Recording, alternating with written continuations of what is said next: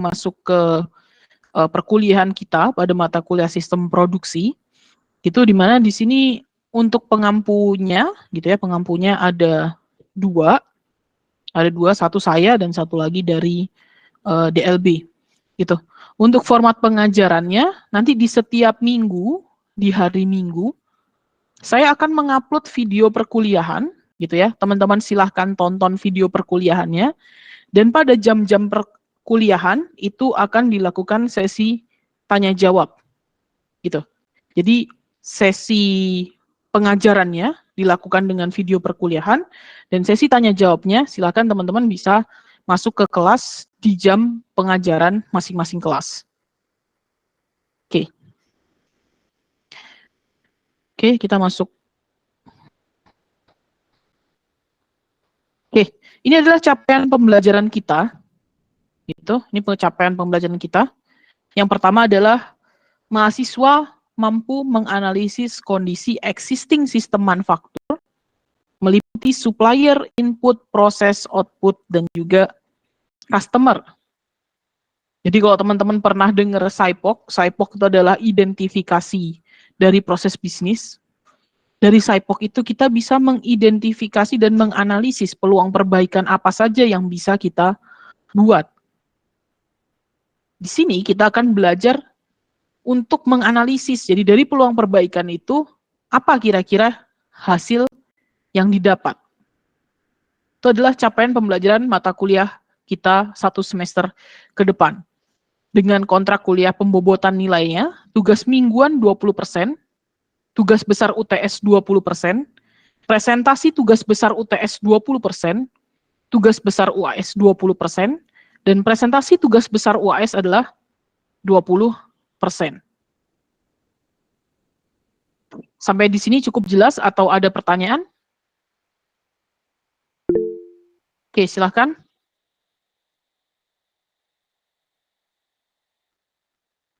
Tadi ada yang raise hand. Silahkan.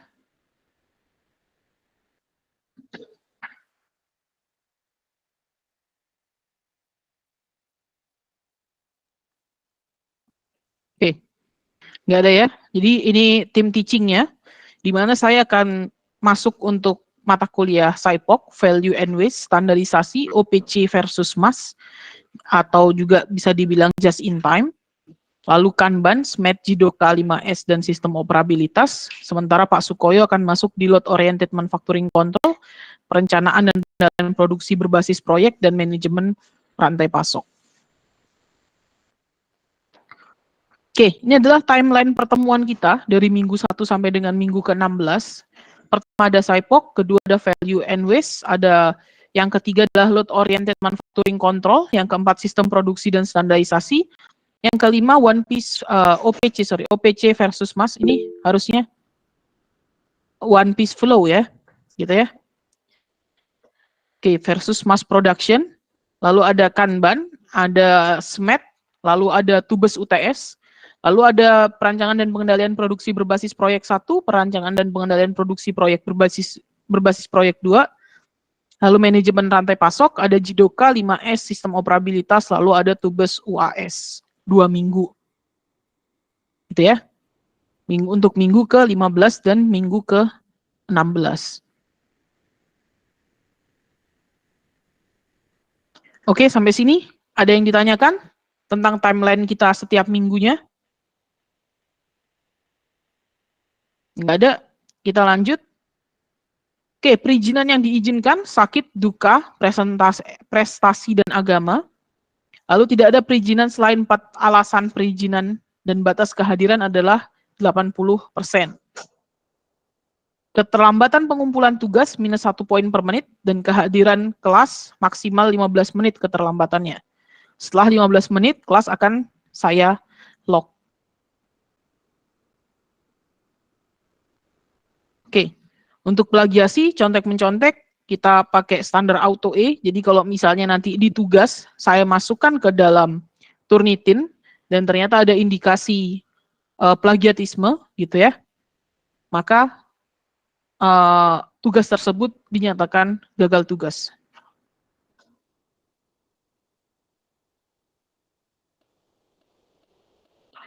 Oke, sampai sini ada yang ditanyakan?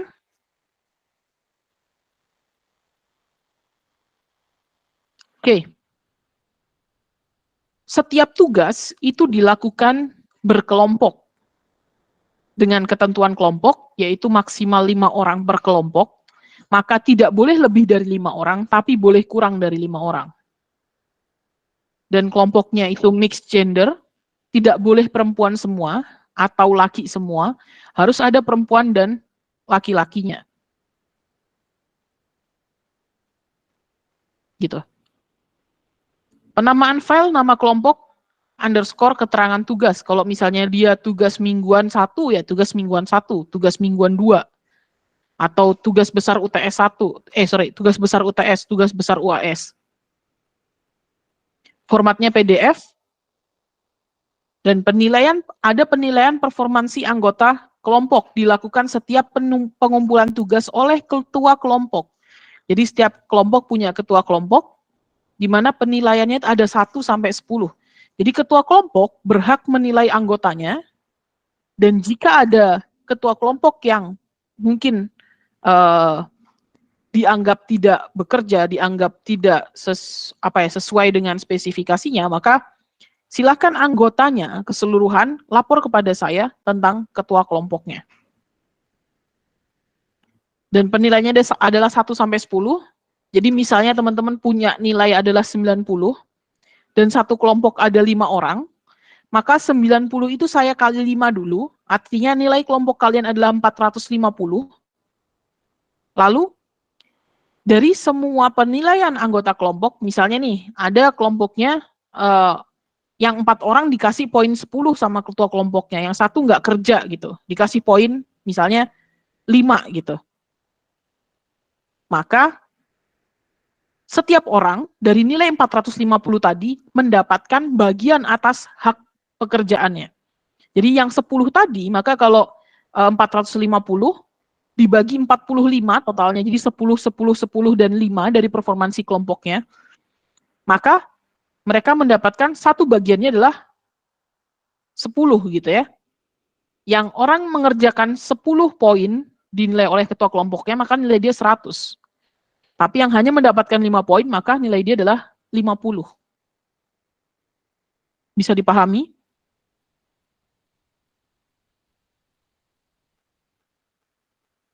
Dan presentasi tugas besar, jadi ada tugas besar 2 kali, tugas besar UTS dan tugas besar UAS, dilakukan secara offline.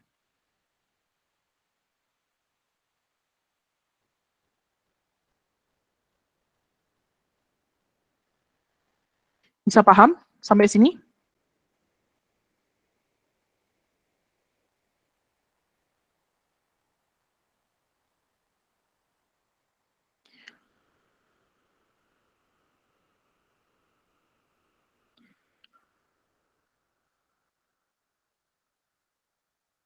Oke. Mungkin Olivia Anastasia? Iya, Bu. Ya, sudah paham dengan proses penilaiannya? Sedang berusaha memahaminya, Bu. Apa yang bikin kamu nggak paham? Tadi ada muncul pertanyaan sih, Bu. Kalau misalnya untuk kelompoknya ini boleh mix beda kelas nggak, Bu? Atau mix satu kelas saja? Terima kasih, Bu. Oke. Bisa mix beda kelas atau satu kelas saja? Satu kelas saja. Baik, terima kasih, Bu. Oke, ada pertanyaan lain? Kalau nggak jelas, silakan bertanya.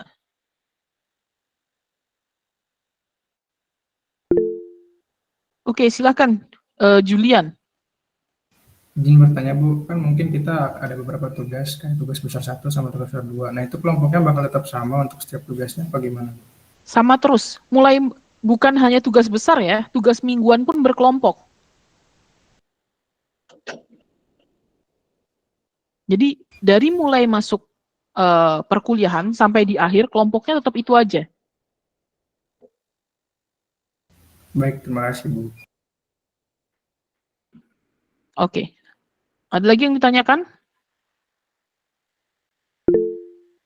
Oke, silakan. Siapa ini? Muhammad. Izin bertanya, Bu. Ya, silakan. Untuk di form kelompok ini boleh diisi, ada batas waktunya nggak, Bu? Pastinya, karena setiap minggu kita ada tugas. Gitu. Baik, Bu.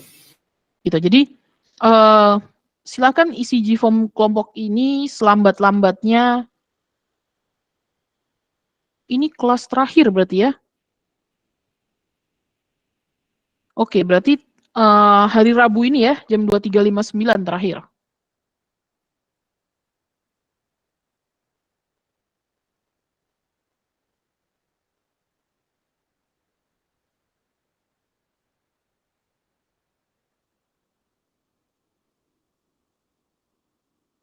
Ada lagi pertanyaan? Cukup jelas? Oke, silakan Raka. Izin bertanya Bu, kan kita ada 2 tugas ya Bu, UTS sama UAS. Apakah UTS itu diganti sama tugas atau tidak ya Bu? Terima kasih Bu. Iya, tidak ada penilaian UTS ya. Mungkin teman-teman bisa coba dilihat lagi gitu ya. Nih, di kontrak kuliah kita. Penilaiannya tidak ada penilaian UTS, adanya tugas besar UTS. Jadi kita tidak ada UTS.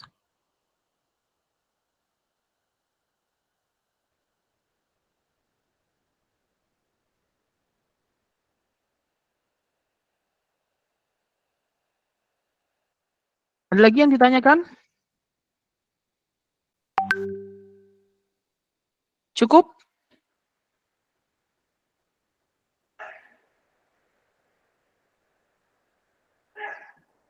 Cukup Bu. Oke. Ini adalah detail tugas setiap minggunya. Tugas minggu 1, silakan identifikasi proses bisnis sistem produksi dengan pendekatan SIPOP. Minggu kedua, identifikasi jenis-jenis value pada 10 aktivitas sehari-hari. Tugas ketiga, resume load oriented manufacturing control dan 1 contoh studi kasus untuk setiap kelompoknya ya. Jadi silahkan belajar bersama, bikin resumenya, cari studi kasusnya. Cukup jelas ya, semua tugas adalah berkelompok.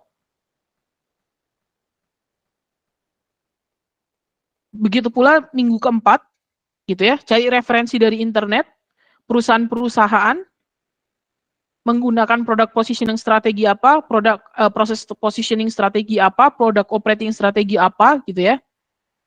Dan apa alasan kenapa perusahaan jenis itu menggunakan strategi tersebut.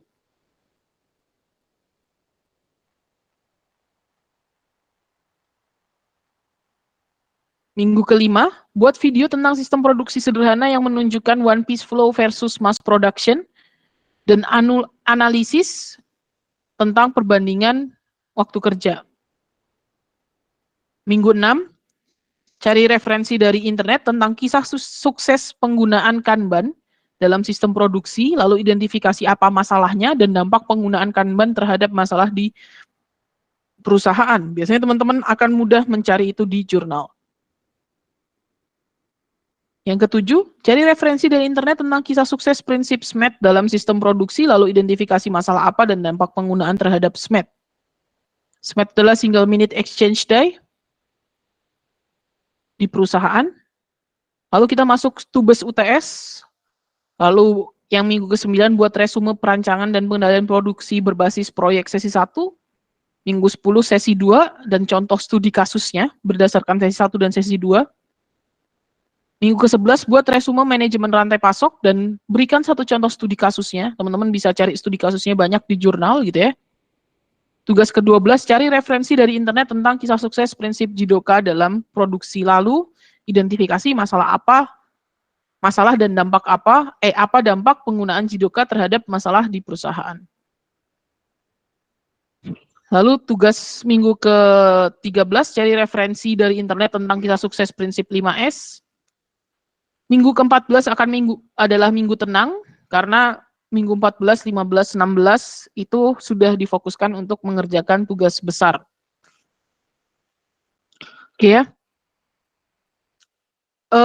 Tugas besar UTS, laporan format kreatif, isi keseluruhan konten dan bukti foto.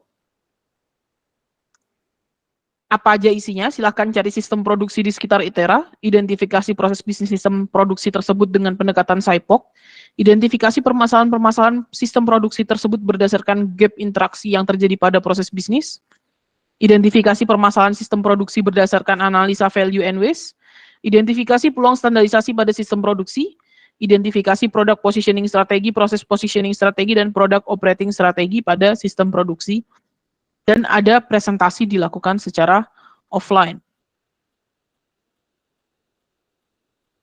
Lalu kita masuk ke tugas. Tugas besar UAS, laporannya format kreatif, isinya keseluruhan konten dan bukti foto. Berdasarkan tugas UTS yang sudah teman-teman buat, rancang desain perbaikan sistem produksi dari permasalahan-permasalahan yang sudah teridentifikasi, lakukan standarisasi perbaikan yang Anda buat, dan buat sistem operabilitas untuk menjamin implementasi Anda dapat dilakukan dan dipresentasikan secara offline. Oke, sampai sini. Tugas. Ada pertanyaan?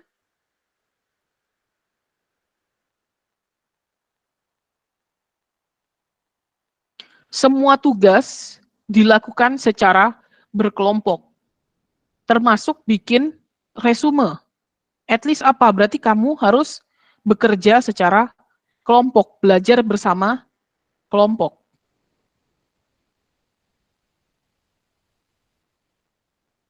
Bisa dipahami? Cukup jelas?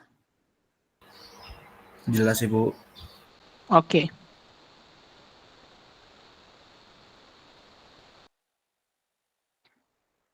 Oke, kita masuk ke pengenalan sistem produksi.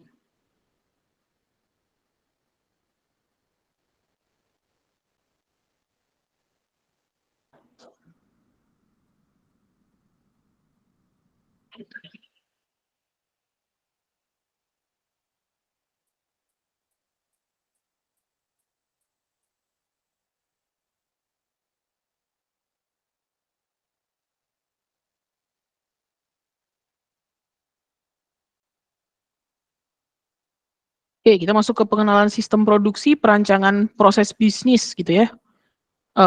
Tentang high level process mapping. Jadi kebetulan kemarin saya baru pulang dari Medan, saya juga mengajarkan ini di Universitas Sumatera Utara dan belum saya edit lagi gitu ya.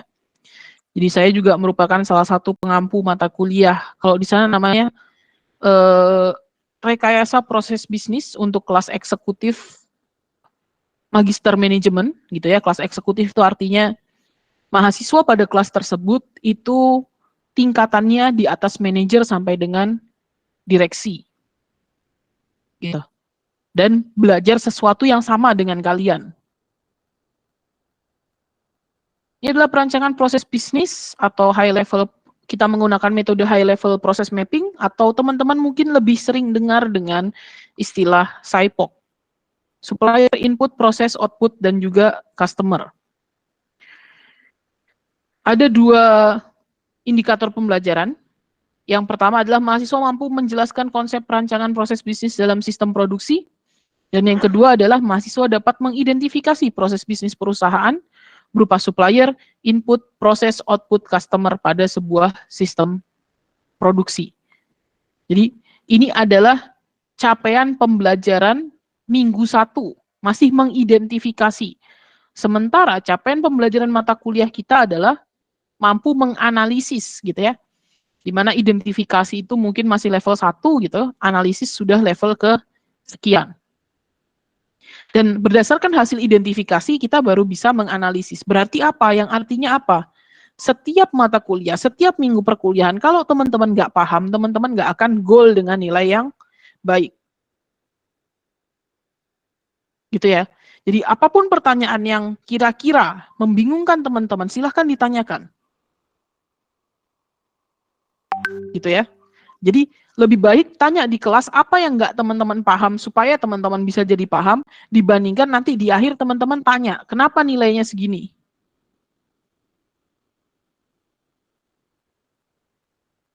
Gitu. Oke, kita masuk ke konsep sistem produksi. Oke, sistem itu apa sih? Apa sih yang dimaksud dengan sistem? Teman-teman sudah masuk ke semester 5, seharusnya tidak asing lagi dengan kata-kata sistem. Apa sih yang dimaksud dengan sistem? Silakan Fioren.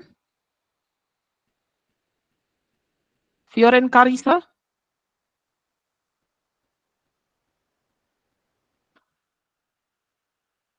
Oke, Fioren berarti nggak ada ya? Oke, akan saya remove.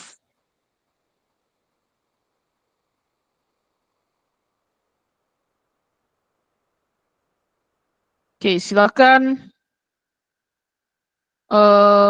Togar Sihombing.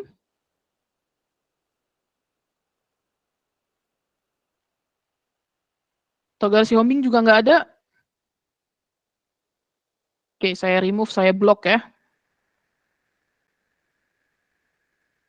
Oke,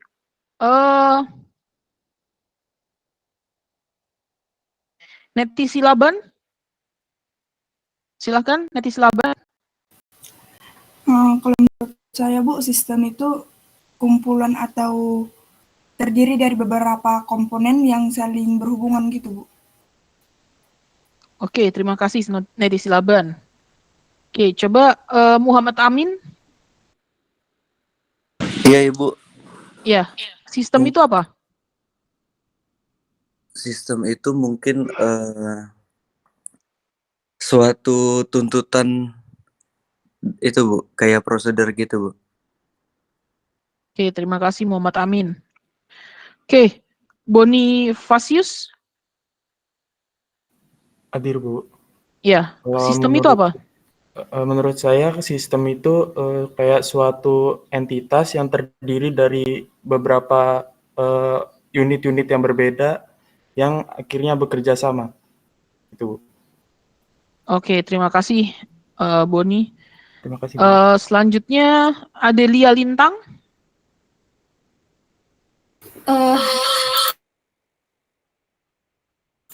Menurut saya sistem itu himpunan bagian atau komponen yang saling berhubungan secara teratur untuk mencapai tujuan.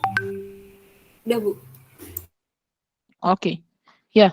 Jadi keywordnya adalah sistem yang berinteraksi untuk mencapai sebuah tujuan tertentu, gitu ya. Tujuannya apa gitu? Oke, jadi ini adalah sistem menurut KBBI, yaitu perangkat unsur yang secara teratur saling berkaitan sehingga membentuk suatu totalitas. Di mana menurut Sutarman, sistem adalah kumpulan elemen yang saling berhubungan dan berinteraksi dalam suatu kesatuan untuk menjalankan suatu proses pencapaian atau tujuan utama. Menurut Merriam-Webster, sistem adalah interaksi antar elemen secara teratur yang saling bergantung untuk membentuk suatu arah kesatuan yang utuh. Lalu, sistem sendiri itu adalah sistem merupakan sekumpulan elemen atau himpunan dari suatu unsur, komponen fungsional yang yang saling berhubungan dan berinteraksi satu sama lain untuk mencapai sebuah tujuan tertentu. Jadi ada himpunan, ada elemen gitu ya, atau ada unsur gitu, yang dia saling berhubungan. Untuk apa berhubungannya? Untuk mencapai sebuah tujuan tertentu.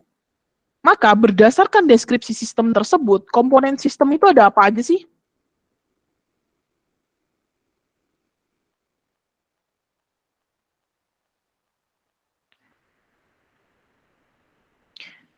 Oke, silahkan Yehezkiel.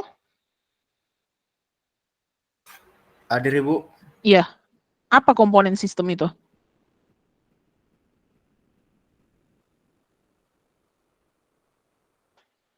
Sudah semester 5 ya. Harusnya di PTI dapat ya. Menurut saya komponen yang ada di sistem itu input, terus diproses, terus output Ibu. Oke, terima kasih Yehezkiel. Selanjutnya siapa ya? Martua Eliezer. Hadir, Bu. Ya, komponen sistem itu apa?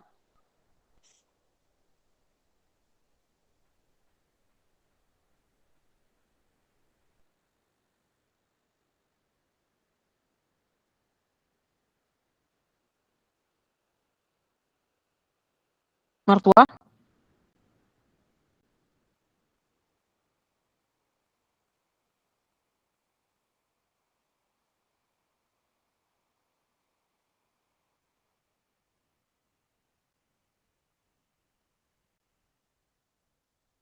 Oke, saya remove ya. Izin Bu. Iya, oke. Apa komponen sistem itu? Mungkin terdiri dari input, proses, sama hasilnya Bu. Oke, terima kasih. Oke, perhatikan lagi ya. Sistem itu tadi apa? Deskripsi sistem. Deskripsi sistem itu adalah sistem merupakan sekumpulan elemen atau himpunan dari unsur komponen fungsional yang saling berhubungan berinteraksi satu sama lain untuk mencapai tujuan tertentu. Maka komponennya apa?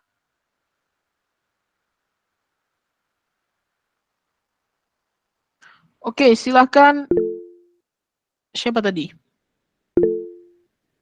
Oke, skill. Izin menambah jawaban saya yang tadi, Bu. Dengan pengertian sistem yang tadi, berarti komponen sistem itu adalah suatu sistem yang terdiri dari sejumlah komponen yang saling berinteraksi, yang artinya saling bekerja sama untuk membentuk satu kesatuan yang dapat berupa subsistem atau bagian dari sistem tersebut, Ibu. Oke. Terima kasih, Bu.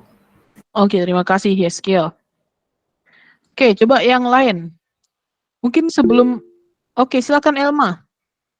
Izin menjawab Bu, menurut saya komponen sistem itu kan tadi satu kesatuan yang berhubungan.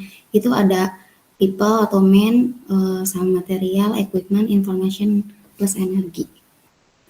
Oke, ya. Silakan Ferdi. Elma, terima kasih ya. Izin menjawab Bu, menurut saya komponen sistem itu kan tadi kan sistem sendiri kan untuk mencapai suatu tujuan gitu ya Bu. Jadi komponen sistem itu ya penunjang-penunjang untuk mencapai tujuan itu Bu. Oke, terima kasih Ferdi. Ya, tadi Elma betul ya. Jadi komponen sistem itu apa gitu? Komponen sistem itu apa? Komponen sistem itu ada man, mesin, material, method, environment. Man, mesin, material, method, dan environment. Di mana information and energy itu adalah bagian dari material. Gitu ya. Jadi kalau di dalam sistem kita ngomong ada 5 komponen, yaitu man, mesin, method, dan material, serta lingkungan kerjanya atau environment-nya. Maka kalau komponennya ini, gitu ya, dan pengertian sistemnya itu adalah sistem merupakan sekumpulan elemen atau himpunan dari suatu unsur komponen fungsional yang saling berhubungan dan berinteraksi satu sama lain untuk mencapai tujuan tertentu, maka kita harus ngomong batasan sistemnya. Maka batasannya menjadi apa? Batasan sistem. Ada yang mau menjawab?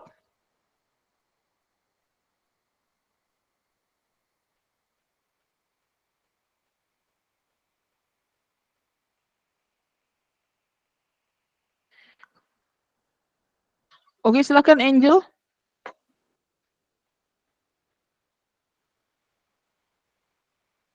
Izin menjawab, Bu. Mungkin batasan sistem itu suatu daerah yang membatasi antara sistem yang satu dengan sistem yang lainnya, Bu. Oke, terima kasih Angel. Oke, selanjutnya ada lagi yang mau jawab? Harus ditunjuk. Oke, silakan Agnes Nainggolan.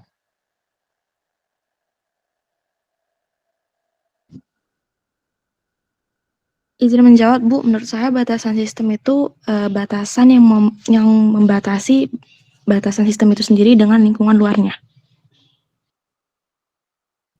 Oke. Mungkin teman-teman sudah ngambil OR ya. Pernah tahu di OR ada apa? Parameter di OR ada apa aja?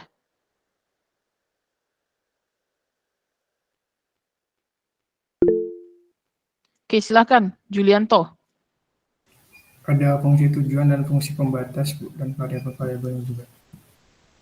Oke. Tadi mana ya? Sorry. Oke, tadi kita masuk ke sini ya. Sistem merupakan sekumpulan elemen atau himpunan dari suatu unsur komponen fungsional yang saling berhubungan dan berinteraksi satu sama lain untuk mencapai tujuan tertentu. Berarti batasannya apa? Kalau tadi Julianto ngomong kayak gitu, ada fungsi pembatas, ada variabel, ada fungsi tujuan. Batasnya itu adalah apa? Batasnya itu tujuannya ya, tujuan tertentunya. Ketika dia beda tujuan, maka dia tidak di dalam satu sistem.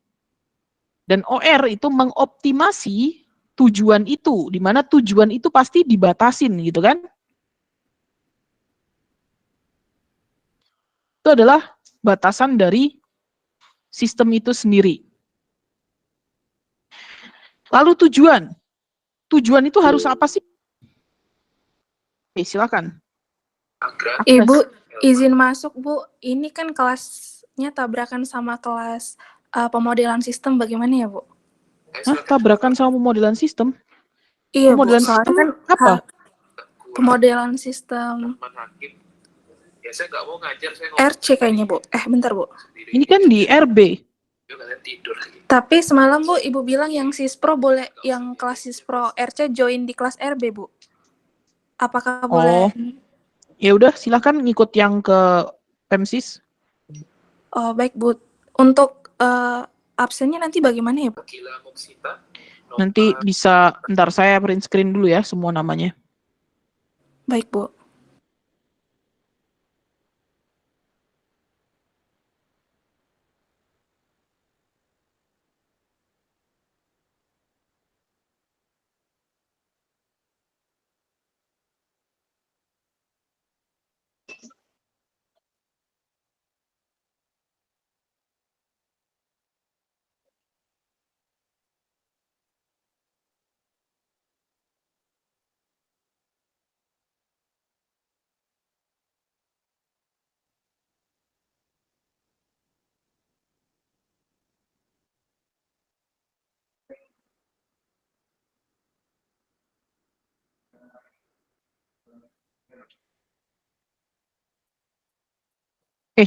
Silakan Agnes.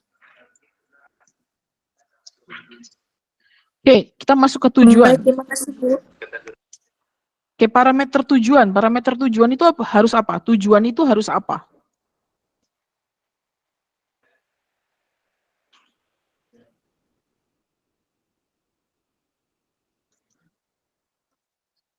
Mungkin teman-teman pernah dengar dengan SMART.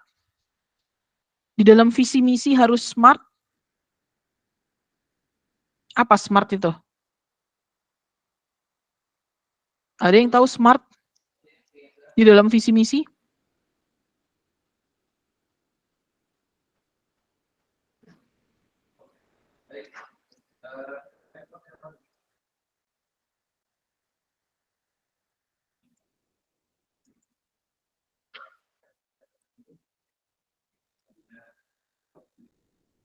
Oke, SMART itu adalah specific, measurable, achievable, realistic, dan punya time frame. Yang berarti apa? Yang berarti ketika kita membuat sebuah sistem, dan sistem itu punya tujuan, tujuannya itu harus spesifik tujuannya apa. Harus terukur. Harus bisa dicapai. Kalau tujuan nggak bisa dicapai, maka itu tidak disebut dengan tujuan gitu ya. Lalu dia harus realistis. Dengan sumber daya yang ada, bisa nggak itu dicapai? Dan dia punya time frame. Sampai kapan dia harus mengerjakan itu? Tujuan itu harus digunakan kapan? Gitu. Oke, selanjutnya kalau tadi kita sudah bahas tentang sistem, lalu produksi itu apa? Produksi.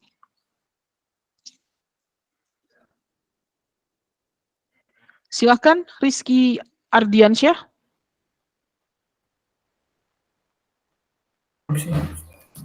Bro, menurut saya produksi merupakan kegiatan menghasilkan barang atau jasa, Bu. Oke, kegiatan menghasilkan barang atau jasa. Ya, produksi itu adalah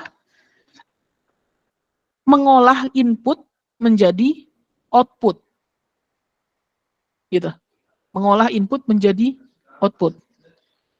Lalu berdasarkan statement tersebut gitu ya, maka dari tiga gambar ini gitu ya, dari ketiga gambar ini, mana yang disebut mana yang tidak disebut sistem produksi? Ada nggak yang bukan sistem produksi?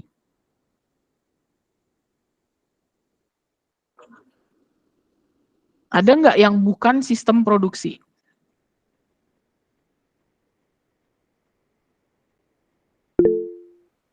Oke, silakan. Menurut saya Najwa? ada, iya, nomor Iya. 2, Bu. Nomor 2. Kalau di gambaran kamu nomor 2 itu apa? Itu sedang melayani konsumen, teller gitu atau gimana? Oke. Sedang melayani teller gitu ya. Oke, terima kasih Najwa. Ada lagi?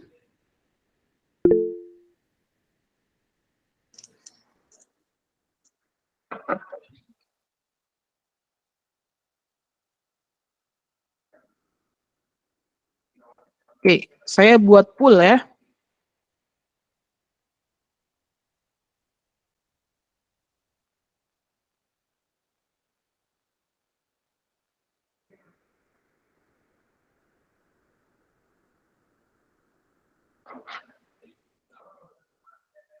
Oke, silahkan vote.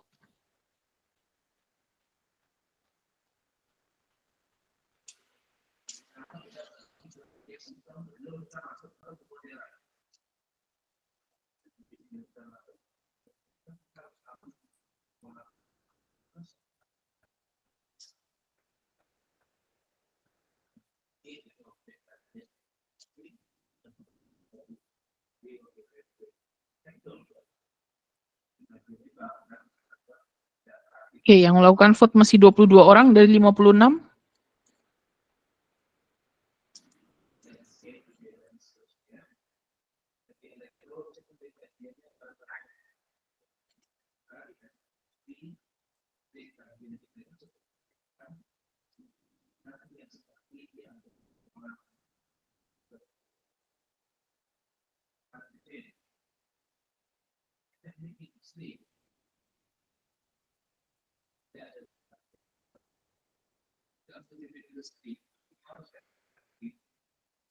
Oke, 42 vote.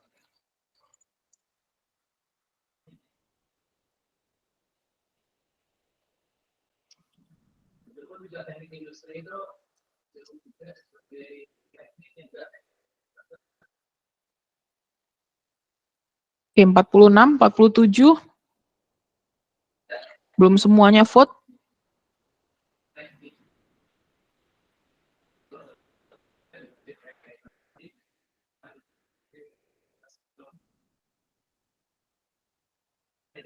Empat 48. Jadi ada kurang lebih 5 orang yang AFK ini. Oke, 49.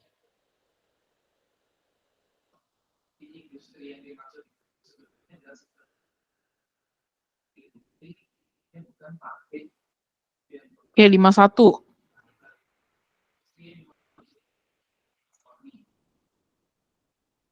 Kurang 4 mahasiswa, ada 4 mahasiswa yang AFK. Oke. Teman-teman bisa lihat hasil pollingnya? Bisa? Bisa nggak? Nggak bisa, Bu. Nggak bisa. Oke, sebentar.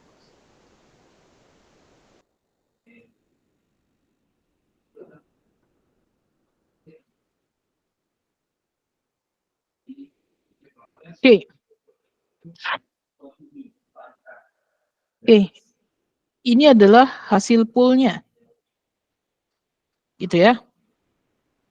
Ada 28 orang yang milih poin 2 bukan merupakan sistem produksi. Lalu ada 22 orang yang merasa semuanya adalah sistem produksi. Dan ada 1 orang yang memilih nomor 1 itu bukan merupakan sistem industri. Sistem produksi, sorry. Oke ya. Saya end the poll ya.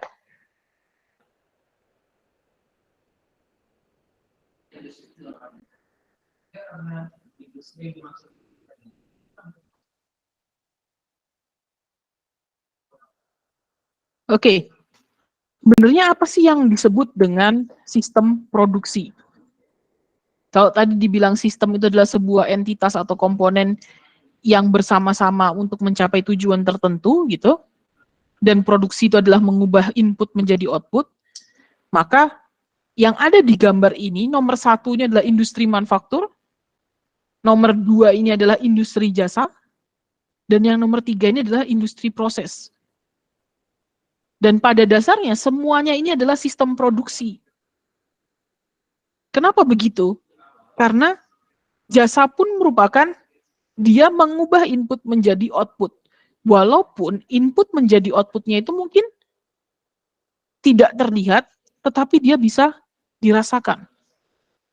Dan di industri jasa, walaupun dia bersifat untangible atau tidak terlihat, dia memiliki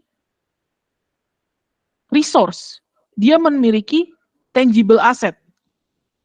Contohnya apa? Misalnya kampus. Apakah kampus itu sistem produksi? Iya. Kenapa? Dari mahasiswa SMA, sebagai inputan kita olah dia, sehingga dia menjadi seorang sarjana. Apakah input dan outputnya berbeda? Iya. Dan apakah di dalamnya ada proses? Iya. Itulah yang disebut dengan sistem produksi. Gitu. Lalu apa yang membedakan industri manufaktur dengan industri proses? Kalau industri manufaktur, seperti di gambar 1, dari raw material, itu kita sudah bisa lihat bentuknya. Kita sudah bisa hitung bentuknya. Gitu. Kita sudah tahu pasti kualitasnya itu seperti apa. Sementara industri proses, inputannya kita belum tentu tahu kualitasnya seperti apa. Dari alam, misalnya, atau dari chemical. Contohnya gimana? Kita belum bisa hitung. Sapi, kita perah susunya. Dari sapi yang sama, dikasih makan yang sama tiap hari. Apakah kualitas susunya sudah pasti sama?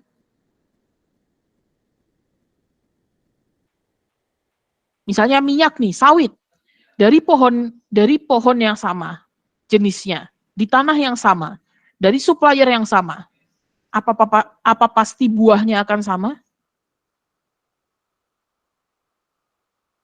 Tidak, Bu. Tidak, Bu. Ya. Jadi itu adalah perbedaan industri manufaktur dengan industri proses. Lalu, misalnya nih, kita ngomong tentang susu. Susu itu digabung dari satu sapi dengan sapi lainnya ke sebuah tangki yang bernama silo.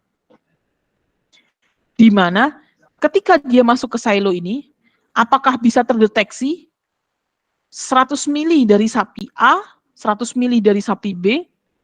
Nggak bisa dihitung. Gitu. Yang bisa kita hitung hanya outputnya.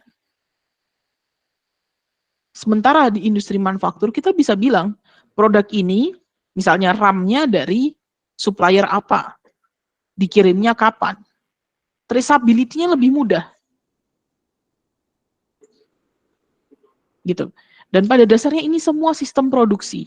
Dan mata kuliah ini adalah mata kuliah sistem produksi.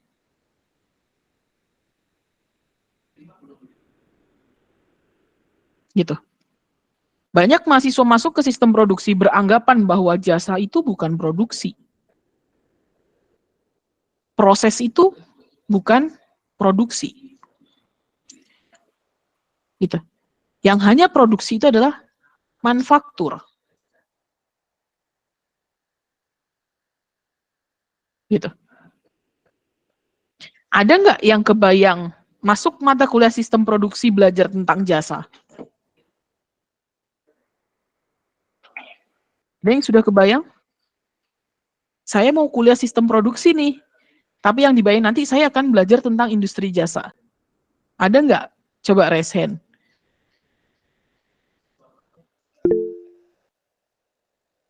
Oke.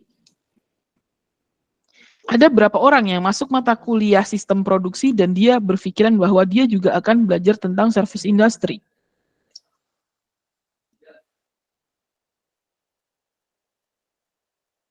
Oke, hanya 2 orang. Oke, dari sekian banyak mahasiswa, ketika masuk teknik industri, ada nggak yang berpikiran, nanti saya selesai kuliah, saya akan bekerja di rumah sakit?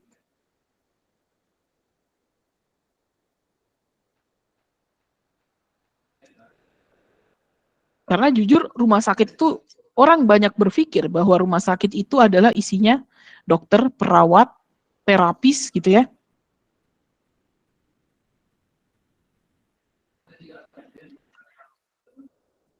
Mayoritas rumah sakit di Indonesia gitu ya memiliki seorang konsultan, seorang industrial engineer gitu. Dan ada cukup besar presentasenya, direktur rumah sakit adalah seorang industrial engineer.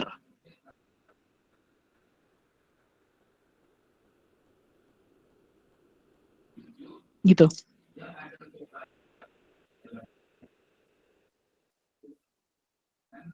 Saya gitu ya sebagai dosen dan sebagai konsultan, saya megang ada beberapa rumah sakit.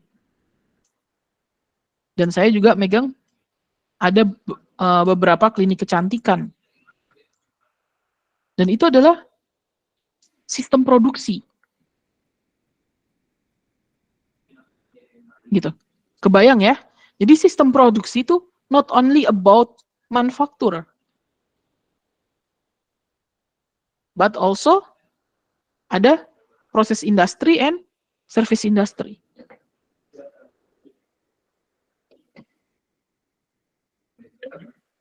Gitu. Dan itu bisa teman-teman bahas di mata kuliah teknik industri, di mata kuliah sistem produksi di dalam teknik industri. Oke. Jadi ini manufacturing industry adalah sistem produksi, service industry adalah sistem produksi, dan proses industri adalah sistem produksi.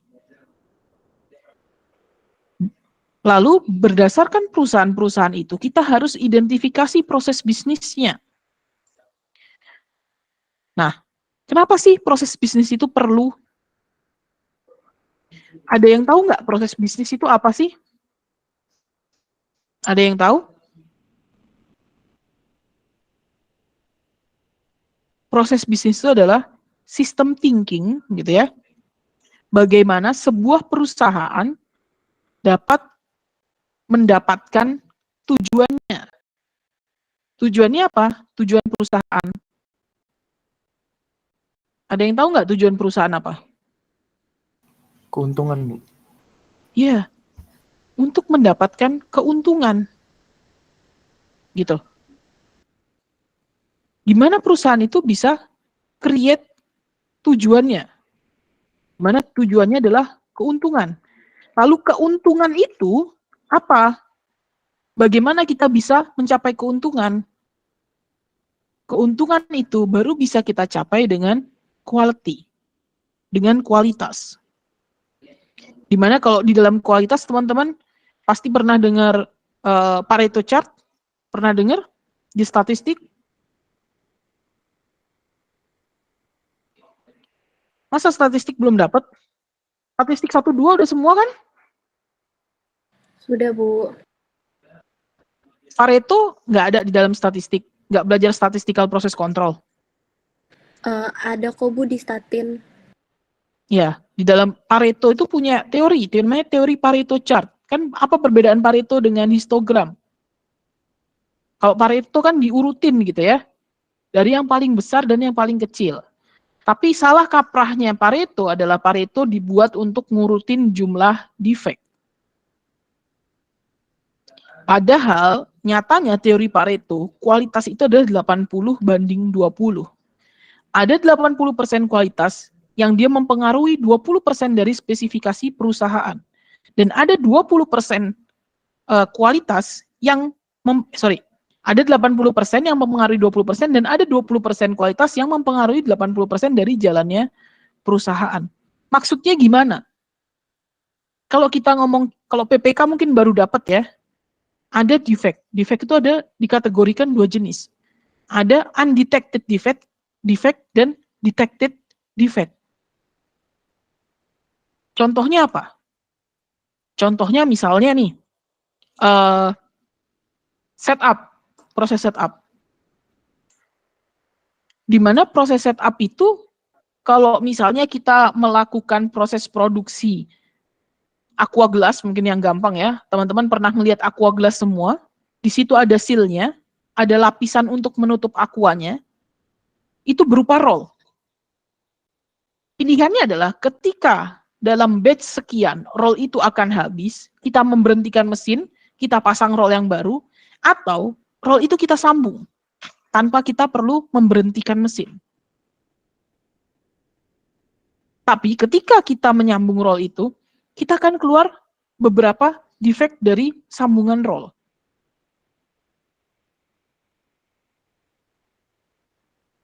Tapi defect itu pasti keluar. Defect itu pasti menjadi defect yang paling banyak.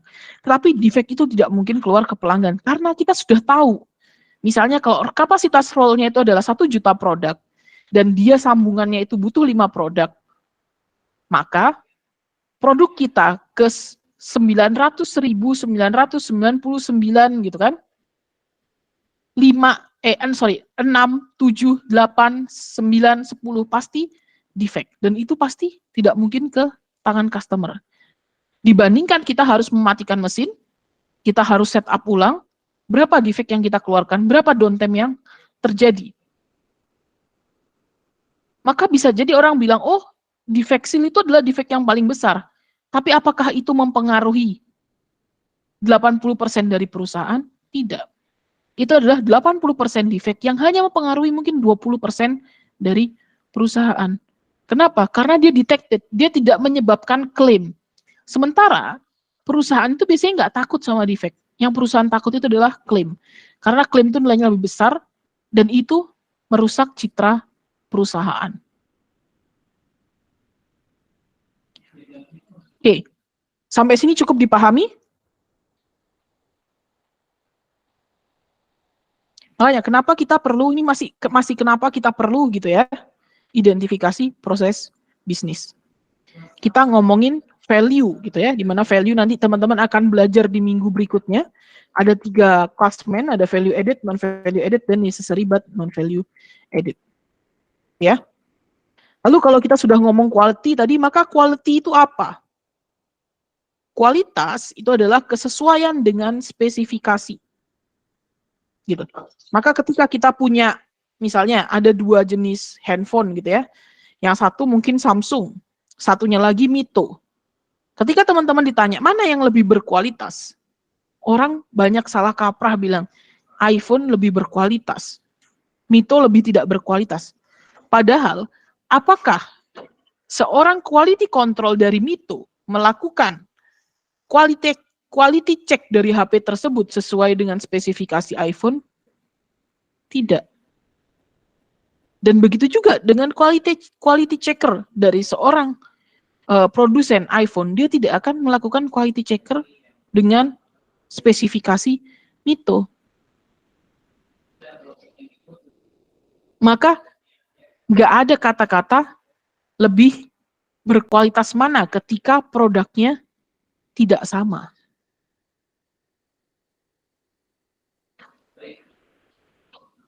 Tapi kita ngomongnya adalah spesifikasinya sesuai nggak? Karena kualitas itu adalah kesesuaian dengan spesifikasi. Lalu bagaimana kita bisa menjaga spesifikasi? Jawabannya adalah dengan standarisasi. Mungkin teman-teman pernah dengar dengan SOP, Standar Operational Procedure. Tujuannya apa sih kita pakai SOP? Tujuannya adalah untuk menjaga supaya apa yang kita buat itu sesuai dengan spesifikasinya. Gitu ya. Karena standar itu akan menjaga output dari setiap prosesnya.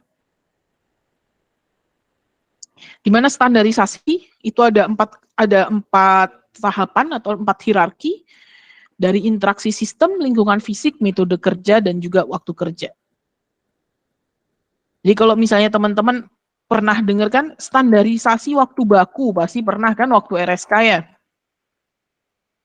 Pernah hitung waktu baku di RSK? Pernah, Bu. Pernah. Kalau metodenya berubah, kira-kira waktu kerjanya berubah nggak? Berubah, Bu. Kalau lingkungan fisiknya berubah, kira-kira metode kerjanya pasti berubah nggak? Pasti berubah. Gitu ya. Dan kita bisa ngedesain lingkungan fisik itu berdasarkan ada interaksi sistem apa aja. Dan dari mana teman-teman bisa define interaksi sistemnya? Itu berdasarkan proses bisnis. Apa interaksi manusianya, apa interaksi mesinnya, apa interaksi materialnya, bagaimana metodenya gitu kan. Metode apa yang mau dipakai. Baru kita bisa desain, oh kalau metodenya ini lingkungan fisiknya aku harus rancang seperti ini. Setelah lingkungan fisiknya sudah standar, baru kita bilang, oh metode yang tepat seperti ini. Gitu. Bayangin aja kalau misalnya orang disuruh minum gitu ya, mungkin kita jangan membayangkan proses produksi dulu, kita minum. Kebiasaan gelas di kanan, ada teman kalian mindahkan gelasnya di kiri, kira-kira kalian nyari nggak? Pasti, oh di kiri gitu. Ada waktu motion yang terbuang karena proses searching. Gitu ya. Yang mungkin nanti ini akan kita bahas selanjutnya, karena ini masih pengantar ya. Oke, lalu toolsnya apa yang kita gunakan? Kita pakai High Level Process Mapping atau SIPOC. Nah, kalau teman-teman pernah dengar SIPOC, Supplier Input Process Output Customer, yang teman-teman bayangkan hanya bagan, betul nggak? Ada yang tahu nggak? Ini SIPOC yang benar atau enggak ya, gitu?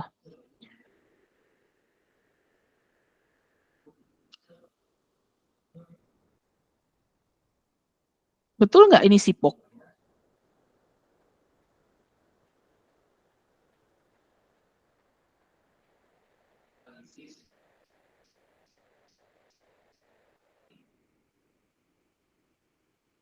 Coba Usman. Usman? Ya. Usman kalau ngebayangin SIPOC kayak gini bukan? Kayaknya sih udah benar tuh, Bu. Kayaknya udah benar ya. Iya, Bu. Ada nggak yang bilang SIPOC lebih dari ini? Atau SIPOC bukan seperti ini?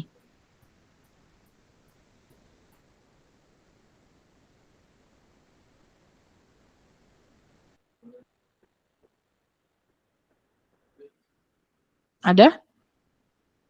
Nggak ada ya? Berarti teman-teman beranggapan bahwa ya SIPOC itu kayak gini aja gitu ya.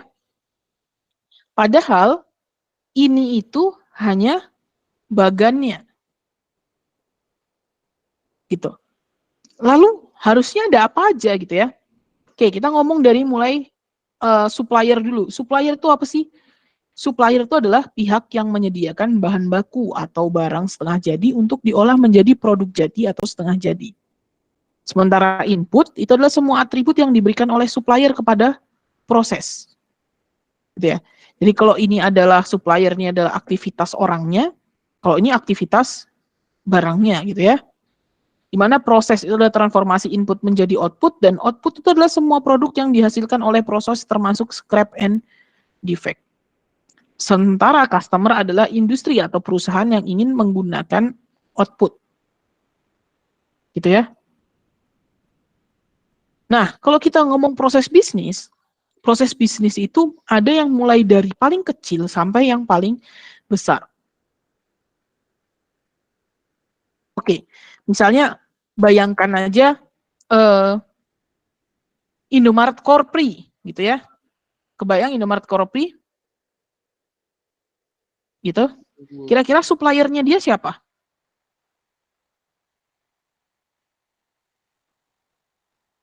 Apakah misalnya kalau dia punya sabun gitu ya, dari Unilever, suppliernya dia adalah Unilever? Betul nggak?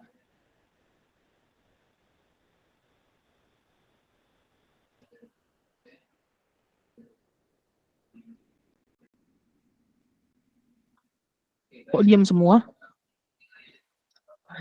Udah mulai lapar ya?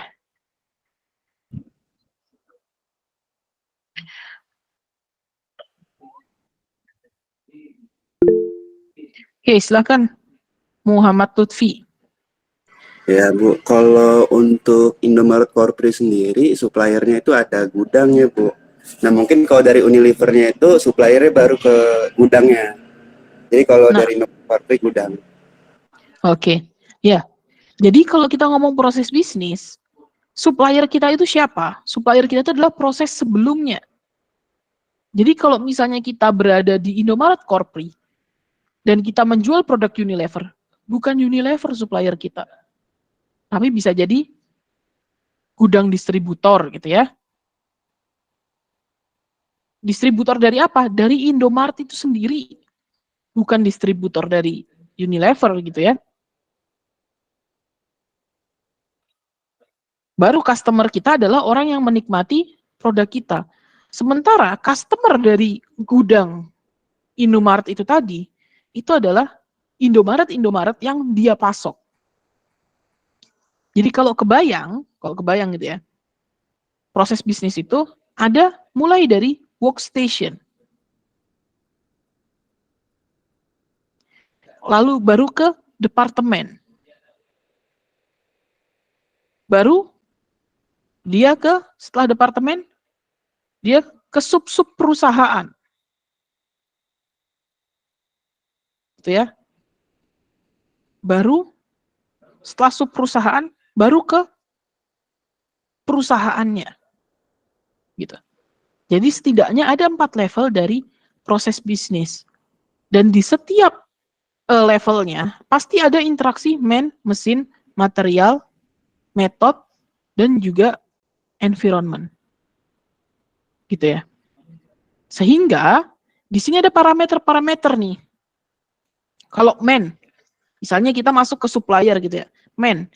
Internalnya siapa? Proses pemasokan, mungkin proses pemasokan barang gitu dari distributor Indomaret ke dalam Indomaret. Maka internalnya siapa? Siapa petugas yang bagian menerima barang? Eksternalnya apa? Siapa? Misalnya siapa orang yang menyerahkan barang itu gitu ya, mungkin entah supirnya, entah admin dari distribusinya gitu ya. Dan interaksinya apa? Mungkin serah terima produk-produk jenis A, B, C, D, E, F, G gitu ya. Maka acceptable-nya apa? Mesinnya. Misalnya mesinnya bisa berupa mobil. Selain mobil, mungkin ada list barang apa saja yang dikirim. Gitu ya. Baik berupa elektronik maupun berupa kertas. Jumlahnya berapa? Jenisnya apa? Maka unacceptable ketika salah satu faktor itu menjadi tidak sesuai dengan yang acceptable. Lalu bagaimana kita bisa mengontrol supaya alat itu bisa digunakan sesuai dengan spesifikasinya? Misalnya nih, kalau truk tadi, maka dia harus isi bensin setelah berapa kilometer. Dia harus maintenance setiap berapa waktu. Gitu ya. Uncontrolnya misalnya gimana? Oh, maintenance sudah, isi bensin udah, tapi bannya ketusuk paku di jalan, itu sudah uncontrol. Orang nggak bakal tahu kapan bannya itu ketusuk paku di jalan. Gitu ya. Constraint-nya apa? Mungkin constraint-nya adalah jarak, waktu, mungkin biaya, dan lain sebagainya. Nanti kita masuk ke metode. Metodenya gimana cara serah terimanya? Acceptable ketika apa? Unacceptable ketika apa? Kontrolnya bagaimana? Uncontrol ketika apa? Constraint-nya apa? Begitu juga dengan materialnya. Material yang di-accept berapa? Misalnya dia minta Rinso varian X 10 buah. Maka dia akan diterima ketika dia ya Rinso varian X dan 10 buah terus tidak ada bocor dan lain sebagainya gitu ya.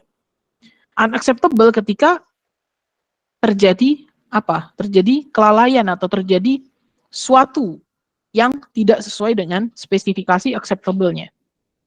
Lalu bagaimana cara kontrolnya? Biasanya di kontrolnya itu ada lembar pengiriman atau SPK gitu ya, surat jalan. Uncontrolnya ketika bagaimana, lalu constraint-nya apa? Berdasarkan interaksi tersebut pasti ada resikonya. Resiko-resiko apa sih yang timbul dari man? Resiko apa yang bisa terjadi di metode? Resiko apa yang bisa terjadi di material? Kamu bisa tulis di risk-nya. Lalu berdasarkan resiko itu kamu bisa melakukan sebuah perbaikan. Perbaikan apa yang kira-kira bisa dilakukan? Masuk ke opportunity. Ketika kita melakukan sebuah perbaikan pasti ada threat-nya. Ancamannya apa ketika aku harus melakukan ini? Dan ketika kamu melakukan perbaikan pasti akan ada resource yang kamu butuhkan yang bisa menjadi constraint. Misalnya, oh dengan adanya perbaikan ini maka kita perlu biaya edukasi. Dengan adanya perbaikan ini maka kita perlu biaya mungkin pengadaan, perlu biaya riset dan lain sebagainya. Gitu. Ini adalah parameter-parameternya. Sampai di sini. Ada yang ditanyakan?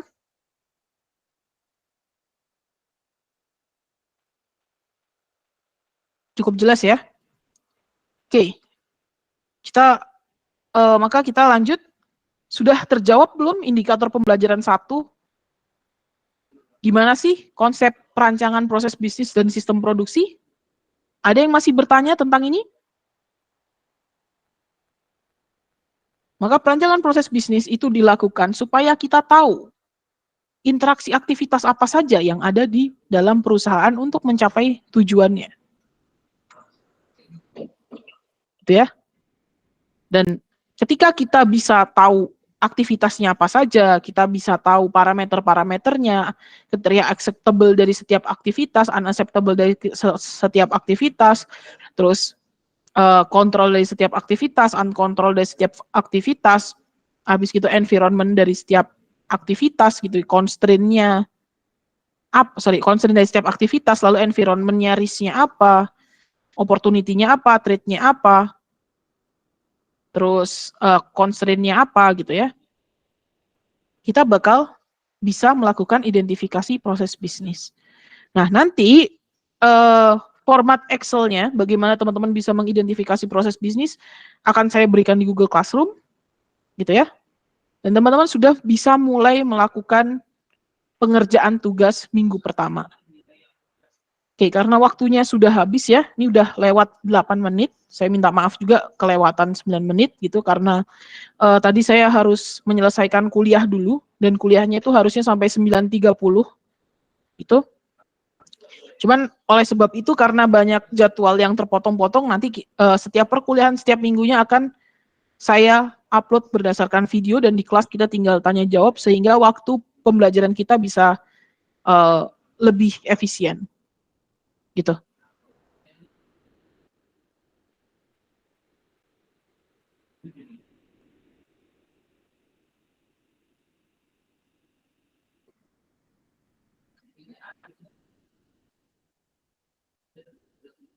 Oke, sampai sini ada yang ditanyakan?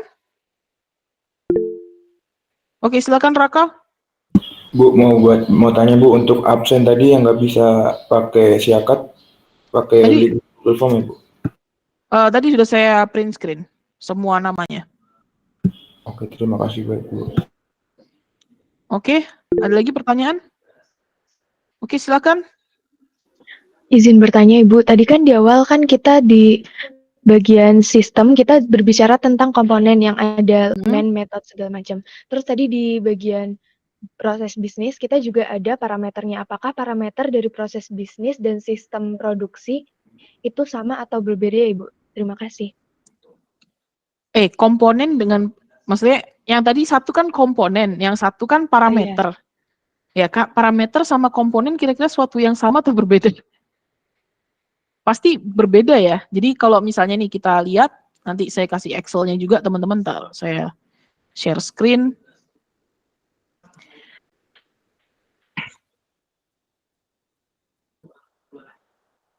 Nih ya.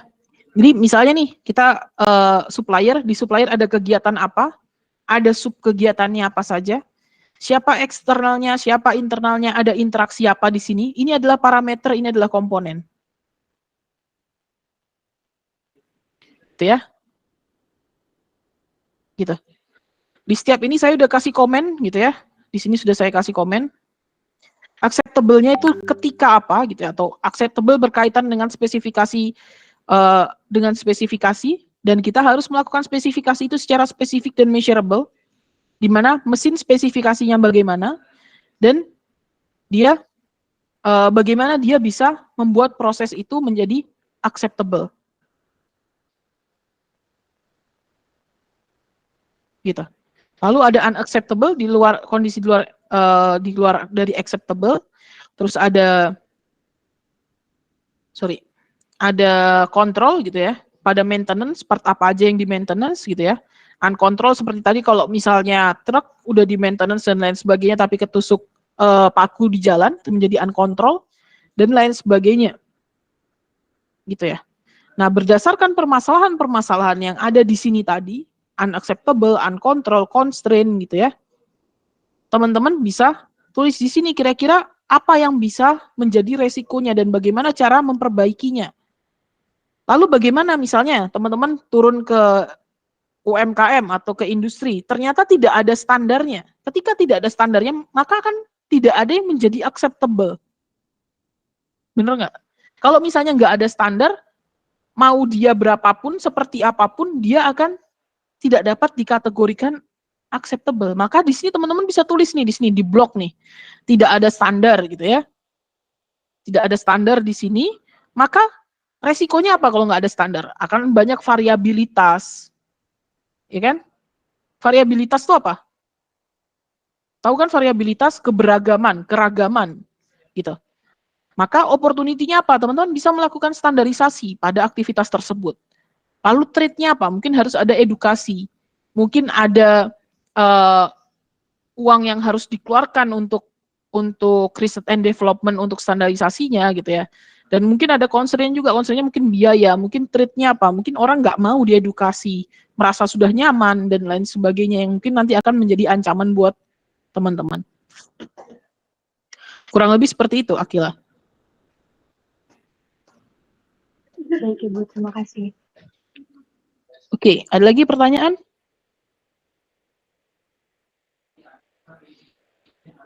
Jadi ini tugas minggu pertama dari teman-teman semua gitu ya, untuk identifikasi dulu proses bisnis dari sebuah sistem produksi gitu ya, proses bisnis dari sebuah sistem produksi, baik itu industri manufaktur, industri proses maupun industri jasa, terserah teman-teman, silahkan pilih satu saja gitu ya, setiap kelompok. Oke, silahkan. Priaga. Izin berkenan, Bu. Saya kan awalnya kan saya salah masuk kelas ya, Bu. Untuk tadi kan kata Ibu sudah print screen ya, Bu. Jadi saya bagaimana, Bu? Kan tadi saya salah masuk kelas dan saya baru tahu kan ada kelasnya ada di Google Classroom ya, Bu. Nah, saya langsung join, Bu.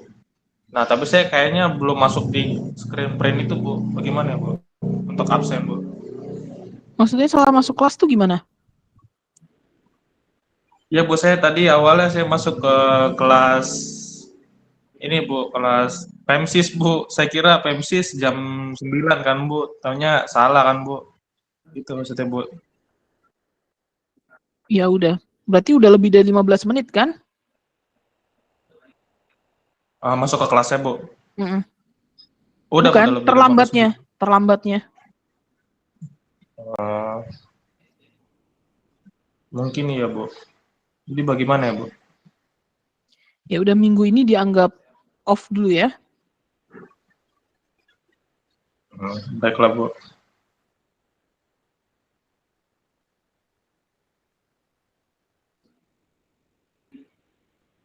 Oke, ada lagi? Oke, kalau nggak ada saya akhiri. Kurang lebihnya saya mohon maaf. Selamat pagi. Assalamualaikum warahmatullahi wabarakatuh.